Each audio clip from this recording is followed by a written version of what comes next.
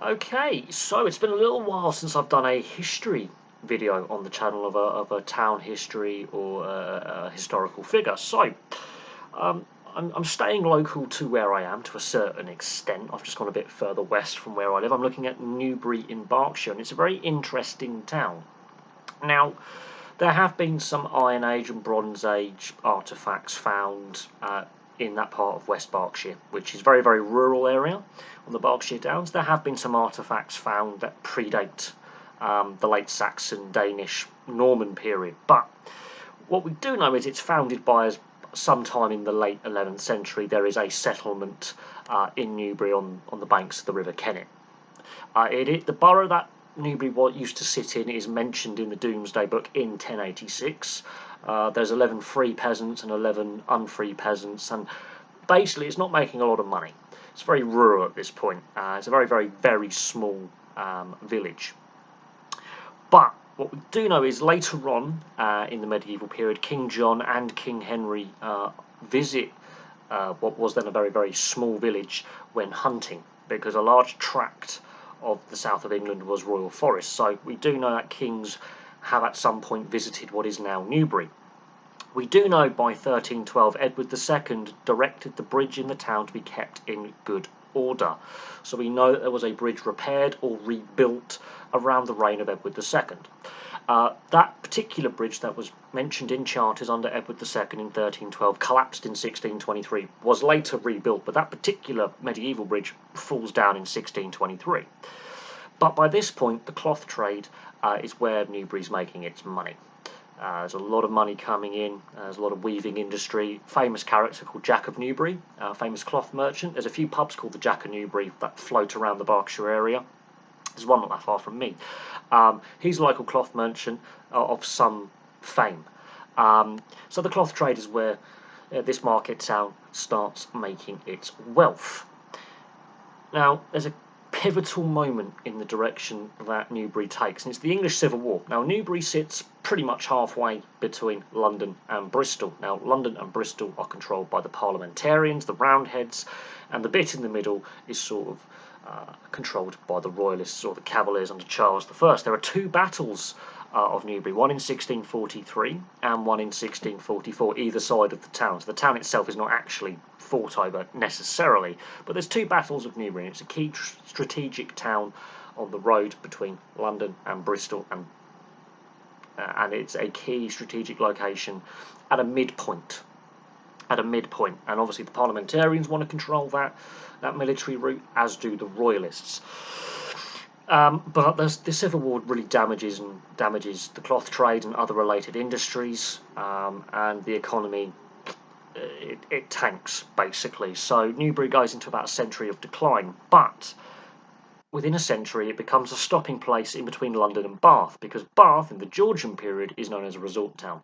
You see the Royal Crescent and all the Georgian buildings in the centre of Bath. Bath starts to become popular as a resort town. At this time, the River Kennet is made navigable to the River Thames in 1723, which then leads to the construction of the Kennet and Avon Canal, which begins in 1794 and ends in 1810. This helps explode trade with the town. Trade starts booming for the next 30-40 years. And then the coming of the railways. Initially, it's not connected to the Great Western Railway that runs from London eventually to Bristol. That's in 1841. It bypasses the town. Newbury is added to the Great Western Railway network in 1847 as a branch line. It's not until 1906 that it actually gets mainline connection to London and Bristol.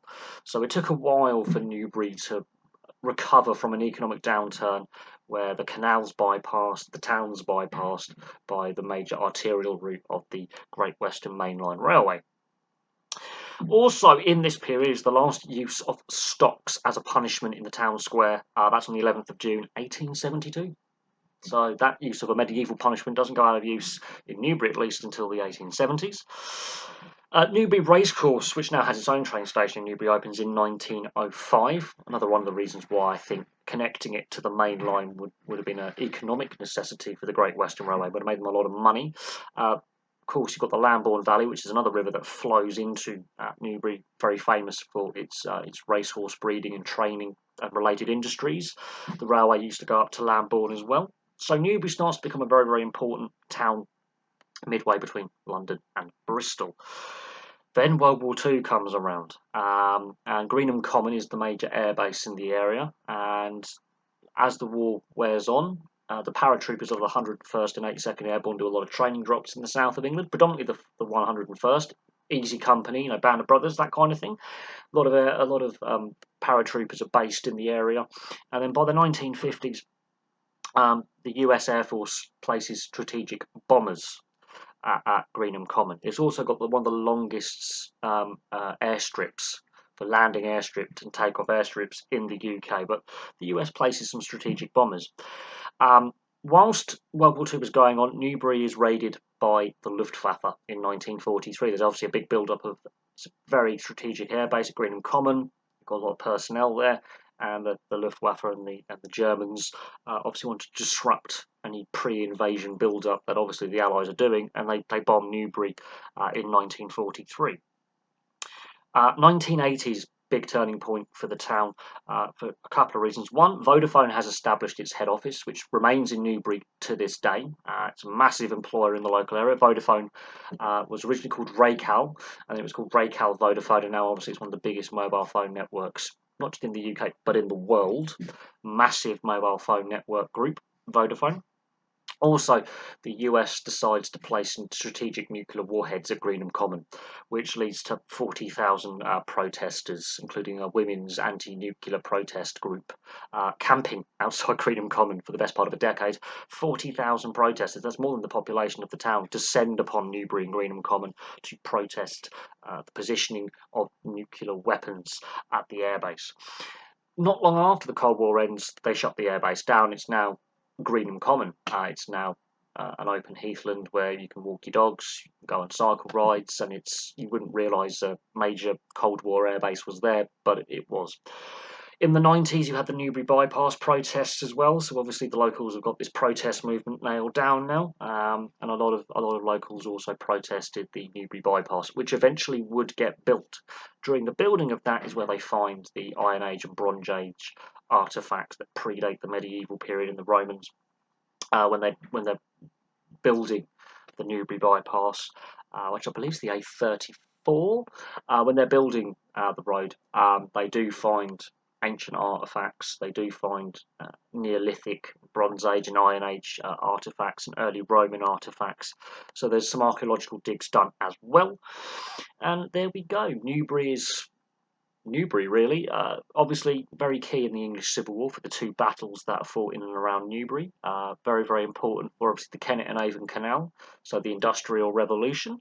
Also quite important with the horse racing industry ever since Newbury Racecourse has been opened, and of course the Lambourne Valley and the horse racing industry in that part of West Berkshire and in the UK.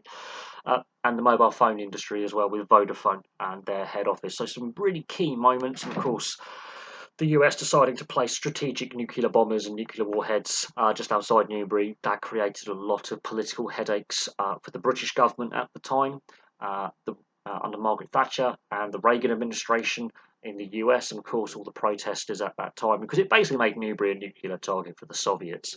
And I don't think the locals were particularly enamoured by having one of the largest nuclear arsenals in Western Europe on their doorstep. But Newbury's a very interesting place. It's now the council town of West Berkshire Council.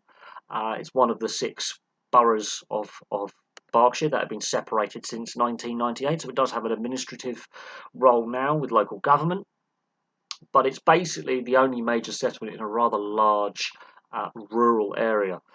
But it is very strategically placed on the M4, on the main line between London and Bristol, and it is a very strategic location for a variety of reasons, because it sits right bang in the middle of southern England. So there you go, there's a brief history of Newbury, Berkshire. Thank you very much for watching, and I'll have some more content on this channel, hopefully, for you guys very, very soon.